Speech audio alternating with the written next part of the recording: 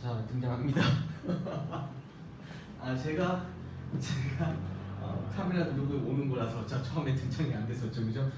인사부터 드리겠습니다. 저는 강북메가스터디에서 국어를 강의하고 있는 국어과 정영입니다. 우선은 이제 이 영상에서 여러분들 이번 중간고사 시험 범위 주몽신화부터 시조 세편까지를 그냥 총 정리한다라고 생각하시면 될 것 같아요. 그래서 이제 중요한 건 뭐냐? 물론 이 제 프린트 그리고 이 영상에 있는 내용들의 대부분이 시험에 나올 겁니다. 하지만 그 변별력을 내는 문제들 있죠. 예를 들어 가지고 이 작품과 비슷한 정서를 또는 비슷한 어떤 태도를 나타내는 작품에서 선지로 1, 2, 3, 4, 5번에 다른 작품이 나온다거나 그런 경우에 여러분들이 이해한 내용을 바탕으로 작품을 분석할 수 있어야 되고요. 그리고 본문부터 꼭 공부를 하셔야 돼요. 교과서 내용에 대해서 꼼꼼하게.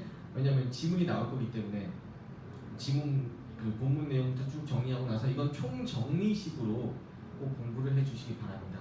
아시겠죠? 그럼 지금부터 그냥 바로 들어가도록 할게요. 자, 지금 처음에 이제 주몽신화인데 주제는 뭐 고귀한 혈통을 지니고 태어난 주몽의 영웅적 업적이라고 해서 그냥 주몽의 이야기구나. 됐죠? 건국신화구나 정도만 생각하시면 될 것 같고요. 자, 거기 보시면 앞쪽에 이게 나옵니다. 부여 건국 신화와의 관계라고 해가지고 부여가 어떻게 건국이 되는지가 나오거든요. 뭐 부여 건국 신화는 부여왕 헤브루가 본연의 도라를 해서 아들 금화를 얻었다는 거. 주몽신화 앞부분에 이게 이제 기록이 돼요. 이게 왜 그러냐? 자, 부여를 뛰어넘는 주몽의 영웅성과 신의함을 부각하기 위해서다. 뭐 이렇게 파악하시면 되고. 그러니까 이 대부분의 이 작품의 초점은 주몽의 영웅성, 뭐 주몽의 신의함 여기에 초점이 맞춰져요. 그러니까 주몽신화인 거죠, 그죠? 건국신화의 특징은 뭐냐? 건국 나라를 세웠다는 겁니다. 그래서 건국시조가 나라를 세우게 된 그런 이야기, 내력을 담은 신성한 이야기, 이게 중요합니다. 신성한 이야기예요. 그 특징은 건국행위에 신성성을 부여하고 건국시조를 신격화한다는 거.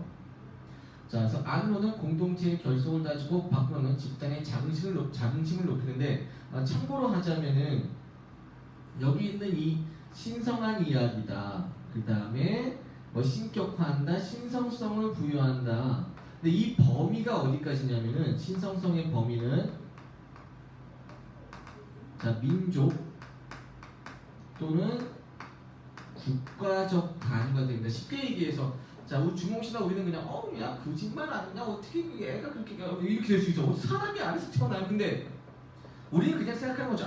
이것은 신성한 이야기다 라고 인정을 해요. 근데 이게 만약에 일본이나 중국에 가면 그냥 이야기 정도로만, 그러니까 신성하다라고 느끼지 않는다는 거죠. 됐죠? 그래서 이렇게 참고로만 하세요. 학교에서 얘기를 했다면 참고하시고 얘기를 안 하셨다면 뭐 넘어가도 되는 문제입니다. 아무튼 근데 신성성은 꼭 기억을 하셔야 되고요. 자, 하백이 해보수하고 도술 시험을 까딱 화가 났습니다. 굉장히 화가 났습니다. 자, 자실대가 예법을 갖춰 혼례를 올리지 않고 가문을 욕되게 했기 때문에. 그럼 열받지 않겠어요? 욕할 뻔했다. 내 곱게 키운 딸이 지게 지금 예법도 갖추지 않고 혼례를 올렸기 때문에. 그래서 그의 능력을 시험하기 위해서였습니다. 자, 작품에 나타나는 배경 사상을 보자면 천신숭배 사상이라고 해서 해모수. 자, 해모수 나오는 그 다음에 유화가 햇빛을 받아 주몽을 잉태한다는 거죠. 햇빛은 하늘에서 내려오는 거잖아요. 주몽이 하늘에 의해 태어나고, 자, 태양숭배 사상이라고 해서 주몽이 알에서 태어납니다. 주몽이 태양과 같이 둥근 모양으로 태어난다. 알이라고 하는 것 자체가 어떤 완벽한 세계 이런 걸 상징하거든요. 자, 주몽이 말의 혀뿌리에 바늘을 찔러 넣은 까닭은 앞날을 위해 그 좋은 말을 차지하기 위해서 자신의 것으로 만들려고 시계를 방해한 것이다. 그리고 자, 주몽의 세계 가장 중요한 게 이겁니다. 영웅서사 구조라고 해가지고 거의 안 나온 적이 없어요. 물론 100% 나온다고 말은 못하지만. 자, 고귀한 혈통, 천신과 수신을 만나면 태어난다. 해모수 하늘의 아들이잖아요. 그 다음에 하백의 딸이기 때문에 유화가 기이한 출생, 유화의 품 안에 햇빛이 비성이 임신을 하고 알을 낳습니다. 어렸을 때 버림을 받죠. 금화왕이 버리라고 했어요. 탁월한 능력, 한 달이 못해서 말을 합니다. 활 쏘는 능력이 탁월하다. 그래서 이름이 뭐다? 추몽이다. 자, 시련과 위기, 대소를 비롯한 금왕의 아들로부터 위협을 받고 주력자의 도움, 물고기와 자라의 도움으로 시련을 극복한다는 거죠. 그래서 고구려를 건국하고 왕이 된다는 거였습니다. 이렇게 파악하시면 되고요. 자, 가장 기본적이면서도 중요한 내용이기 때문에 요건 꼭 기억을 하셔야 됩니다. 작품이 형성된 시기의 생활상을 보자면은 어업에서는 어사인 강력부추의 말을 통해 어량과 그물을 사용했음을 알 수가 있고, 자, 수렵, 주몽이 사냥하는 장면에서 수렵 생활의 모습을 엿볼 수가 있습니다. 그리고 농경, 주몽이 떠날 때 그의 어머니 유화가 주죠. 그래서 자, 유화가 그 씨앗을 주죠. 자, 유화는 나라를 새로 떠나는 주몽에게 오국의 씨앗을 전해주었고 뒤에 보리 씨앗을 보내주었다. 이 장면에서 신모가 보내주었다는 말을 하는 것으로 보아 농경이 어떻게 신성시되었다는 거죠. 이런 것들. 그러니까 이거는 그냥 단순히 외우려고 하지 마시고 다시 한번 얘기하지만 여러분들 그 본문 내용을 본 상태에서 보셔야 돼요. 그래야 본문의 어떤 부분이 어업이고 어떤 부분이 수렵이고 어떤 부분이 농경인지 알 수가 있거든요. 자, 주몽의 비호한 능력이라고 해가지고 뭐 태어난 지 한 달이 못 되어가지고 말을 하고요. 화늘수와 파리를 명중시킵니다. 그리고 비둘기를 활로 잡아서 보리 씨앗을 꺼냅니다. 물을 뿜어 다시 살아나게 한다는 거죠. 그래서 이런 부분들 비유만 능력이라고도 볼 수 있고, 자, 이 부분 같은 경우에는 어떻게 전기적 요소라고 해가지고 비현실적 요소도 나올 수 있다는 거죠. 자, 그 다음에 그 학습학동에 있던 거 그냥 얘기합니다. 이규보의 동명왕편에서 주몽신화를 다시 정리하여 세상에 전한 까닭이 뭐냐 나와요. 이게 뭐냐면은 나라를 세운 신화의 주인공 주몽의 신령한 자치를 확인함으로써 우리나라가 본래 성인의 나라임을 알리고자 한다라고 나옵니다. 그래서 자, 세상에 전한 까닭은 이렇게 정리할 수가 있고요. 자, 오늘날 신화의 가치는 뭐냐? 신화의 신성성은 오늘날도 자, 민족의 자부심, 신성성, 우린 이런 사람의 신격화된 이런 인물의 자손들이다. 또는 이 사람이 세운 나라의 국민이다라고 해서 민족의 자부심을 높이는 데 중요한 역할을 할 수가 있다는 거죠. 그렇죠? 자, 그다음에 당군신화 주제는 뭐 홍익인간의 이념과 단일 민족의 뭐 역사성 이렇게 나와 있는데 뭐 이거 뭐 참고하시면 될 것 같고요. 특징은 자, 홍익인간의 건국 이념, 널리 백성을 이롭게 한다. 천손하강, 하늘의 자손이 내려온다는 거죠. 천손하강의 모티프가 드러나고, 자, 웅녀와 유아의 공통점인데, 웅녀도 그렇고 유아도 그렇고 이제 어머니죠. 신이한 존재고 고난을 겪습니다. 그래서 어떤 고난이냐면 그 뒤에 나와요. 금기시되는 거 제가 지금 정리해놨거든요. 자, 주몽과 당군의 출생 과정인데 주몽은 이제 아직 태어났어요. 비정상적인 출생 과정을 겪었죠. 당군은 근데 정상적이다. 그리고 자, 금기요소라고 해가지고 너희들이 이것을 먹고 100일 동안 햇빛을 보지 않으면 곧 사람의 모습으로 될 것이다. 큰일을 이루기 위해 겪어야 하는 시련으로서의 금기가 되고, 아까 고난을 겪었다고 나와 있는데 유아 같은 경우에는 버려져가지고 입이 삐죽하게 나옵니다. 그 부분이 있었고, 웅녀 같은 경우에는 뭐 마늘과 쑥을 먹어야 하잖아요. 그런 부분들 이 금기하고 연결시켜 주시면 된다는 거죠. 둘 다 고난을 겪고 그것을 통과를 했다는 것까지 좀 정리해 두시기 바랍니다. 그리고 이제 넘어가서 이제 창기파랑가, 일단 뭐 기파랑에 대한 추모와 예찬이었어요. 그래서 잣나무가지 고난과 역경에 굴하지 않는 존재고, 뭐 기파랑의 높은 절개, 고미한 인품. 자, 요 상징적 의미 굉장히 중요한데 잣나무가지하고 자, 눈과 대립이 됩니다. 눈은 뭐죠? 시련, 역경, 부정한 세력, 그러니까 긍정적인 자, 누구의 이미지? 기파랑의 이미지, 그에게 시련을 주는 부정적인 이미지, 이렇게 파악하시면 되고요. 자, 낙고의 감천사 아야 같은 경우에 굉장히 중요합니다. 시상이와 정치적 고향, 말 참 어렵게 나왔는데 그냥 감정을 담고 있다라고 생각하시면 돼요. 누구의 시적 화자의 시상의 압축이라고 해서 구조의 완결성을 구현한다. 이 얘기 쭉 하고 이렇구나라고 해가지고 마무리를 지어주는, 이렇게 구조의 완결성을 구해주는 게 아가 된다는 거, 아야가 된다는 거. 그 다음에 의는 뭐냐면 조선 전기의 시조 종장의 첫구나 가사에서도 낙구가 나타난다는 거죠. 어즈버.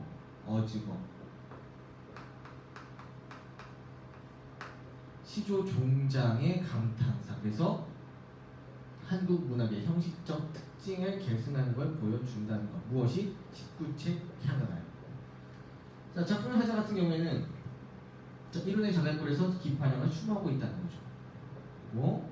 다 나옵니다. 그리고 자, 헌화하고 처용가 어디 있었습니까? 학습 활동이 있었죠. 자, 그래서 주제는 사회적 신분의 차이를 넘어선 연정, 헌화 같은 경우에는 자, 이건 네 줄이었으니까 사행이었으니까 사부치 형식이라고 합니다. 특징은 신라인에 소박하고 보편적인 미식을 보여주고 가정법과 저는 아니 부끄러워 하신다면 자연물 꽃을 통해 시적화된 심리를 드러냅니다. 그래서 수로 보이는 태양은 대한 노인의 태도인데 암소라고 하는 건 생계 수단이거든요. 그걸 놓을 정도로 연정이 깊고 꽃, 노인의 분신, 그 다음에 연정을 전하는 매개물이라고 볼 수가 있다는 거.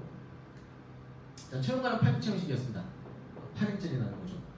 그 주제는 아내를 범한 역신을 쫓아내는 것이고 특징은 체념과 관용을 바탕으로 한 축사, 귀신을 내쫓는 그런 어떤 노래고 명탄을 통해 분노와 슬픔, 체념과 관용의 감정을 동시에 드러낸다. 뒷부분에 나와요. 그래서 사건의 정황과 처형이 태도인데 사건의 정황은 역신과 아내의 동침. 다리가 4개예요. 둘은 내 건데 둘은 누구 것이냐. 처형의 태도. 이미 다른 사람의 연인된 상황에 대한 체념과 그 다음에 자신의 아내까지도 대상에게 허용하는 관용 2가지의 모습을 나타낸다는 거죠. 본디 내 것이었지만 어찌하니. 그래서 자, 향가의 가리적 특징을 좀 보자면은 신라의 대표적 시가고 향차를 기록합니다. 그리고 전개는 8에서 10세기 무렵 활발하게 창작 소통이 됐고요. 형식은 4부째, 8부째, 19채였다는 거죠. 배경사와 함께 전해집니다. 그리고 향찰로 표기가 되어 있다는 거. 자, 의인은 민요의 바탕을 둔 작품에서 개인이 창작한 서정시까지 성격이 다양하고요. 그리고 승려, 환영 등 지식계층 대체로 향유한 갈래가 향가다라고 생각하시면 돼요. 자, 그다음 500년 도읍지를 자, 요거 같은 경우 이제 창기파란가. 자, 내용도 물론 중요합니다. 500년 도읍지를 이거는 내용도 물론 중요한데 자, 19채 향가의 형식적 특징이 어디로 여기 나와 있는 시조의 계승이 된다는 거죠. 됐죠? 주제가 마국의 한 맥수지탄. 이 사자성 혹시 나오면 마국, 나라가 망해서 탄식하는 거. 그 다음에 인생무상, 무상감이라고도 합니다. 특징은 대조법. 산천은 의구하되 인거는 간대없다. 이거 활용해가지고 무상감을 부각하고 감탄사 어집어 나옵니다. 감탄사를 사용해가지고 시적 화제에 고조된 감정을 효과적으로 드러낸다는 거죠. 아야하고 어집어 이게 가장 중요한 부분인데 19채 향가의 낙구 아야하고요 시조 종장 첫머리에 감탄사 어집어가 배치되어가지고 유사한 결부, 유사한 마무리 형식을 취하고 둘 다 시상을 집약하면서 전환한다는 거죠. 그래서 꼭 기억하세요. 문학적 전통이 계승되는 근거다 이게. 이걸 볼 수 있다는 거. 자, 그 다음에 차자표기의 문학적 의의인데 향가 같은 경우에 향찰로 표기가 되었기 때문에 시가 작품이 당시의 우리말로 어떻게 노래로 부르는지 짐작하게 해주고 그리고 외래 문화를 수용하는 태도면에서 우리 민족의 주체성을 보여준다는 거죠. 한자를 빌려왔지만 하지만 이걸 똑같이 따라하거나 그대로 수용하지 않고 우리의 글을 정대 활용했기 때문에 주체성을 보여준다. 이렇게 파악하시면 됩니다. 그 다음에 청산별곡 참 어려웠죠, 그죠? 근데 내용 자체가 거기 나와 있는 본문들 몇 개만 잘 여러분들 솔직하게 얘기해서 암기하시면 가장 쉽게 풀 수 있는 게 또 청산별곡이에요. 주제가 뭐냐면 삶의 고뇌와 비애로부터 벗어나고 싶은 욕구. 삶의 고뇌, 비애. 분명히 시적 화자가 놓인 상황 좋지 않습니다. 작품 구성은 1연부터 4연까지 청산에서의 삶을 노래한다는데 요건 제가 학습 활동에 있는 거를 참고로 이걸 만들었거든요. 아무래도 교과서를 기반으로 내용을 정리를 해야 되다 보니까. 근데 학교 수업 때 혹시나 이게 1연부터 5연까지다. 학교 수업에서 이렇게 이제 말씀을 하셨다면 선생님께서요. 그리고 그냥 그대로 따라가시면 됩니다. 자, 여러분들 학교 시험의 그 기준은 학교 선생님께서 수업하신 내용이니까요. 자, 살얼이 났다. 청산에 살얼이 났다. 청산에 대한 존경이고요. 삶의 비유와 고통, 우러라세요. 이 부분. 속세에 대한 미련, 물 아래 가던 새 본다. 그 다음에 고독과 외로움, 오리도 그래도 없는 밤낮 또 어찌하리라. 이 부분이죠. 그래서 현실에서 벗어나서 청생에 살고 싶지만 그곳에서도 행복한 삶을 누릴 수 없다는 것을 깨닫는다는 거죠. 이렇게 보시면 되고요. 자, 5에서 8년인데 만약에 이것도 발 아래 살 어리랐다가 유견에 나오기 때문에 학교에서 혹시 유견부터 8년까지다 이렇게 정리해 주시면 그대로 따라가시면 돼요. 자, 바다에서의 삶을 놀이하는데 운명적 고독의 본능, 운명적 고독을 해서 돌, 미워하는 이도 사랑하는 이도 없이 맞아서 온다라고 나옵니다. 그 부분 바다에 대한 동경, 발 아래 살 어리랐다. 기적을 소망하는 마음, 사슴이 짐때 오라서 해금을 혀관을 들어라. 고뇌의 일시적 해소, 조롱꽃 누르기 매야 잡사하니 내 어찌 아니고 그 부분 있었죠. 그래서 고통스러운 삶을 벗어나 바다로 가고자 하는데 그 과정에서 현실에 수긍하거나 혹은 현실을 초월해야 한다는 점을 생각하게 된다는 거. 그리고 고뇌의 일시적 해소했을 때 마지막 연에서 여러분들 그 조롱꽃 누르기 매와 잡사하니 내 어디 하니 있고 나오는 거죠. 그 부분에 쓰인 표현법 죽에 전도된 표현이라는 거죠. 그러니까 수리나를 잡으니까 내가 어떻게 하냐. 표현을 이렇게 했어요. 근데 사실은 뭐죠? 내가 수를 찾는 거기 때문에 주체하겠지만 전도되었다는 거. 이런 것들 조금만 파악을 좀 하시고요. 자, 그 다음에 시어의 상징적 의미를 보자면은 자, 청산이나 바다 같은 경우에는 시적 화자의 어떤 이상향 가고 싶은 곳으로 현실과 대조되는 공간이고요. 새는 우러라세요. 그죠? 자고 일어 우러라세요 라고 해가지고 시적 화제의 분신이고요. 동병상련을 느끼는 대상, 또 감정이입의 대상이 됩니다. 너희와 싫으면 나도 자고 일어 우리노라. 자, 방금 시적 화자가 절대적인 고독을 느끼는 시간, 그죠? 오리도 그리도 없음 반면 또 어찌하리라 라고 나와요.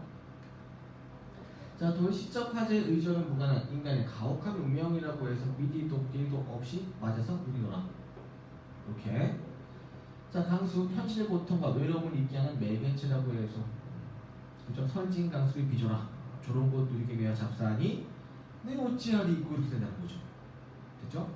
그 다음에 자, 작가가 속한 계층 같은 경우에 이게 이제 여러 가지로 해석이 됩니다. 그래서 인물 등 장글이 어떻게 해석이 되느냐에 따라 가지고 좀 달라져요. 자, 인물 등 장글의 해석에 따라서 물 아래 가던 새 본다. 아이고. 자, 가던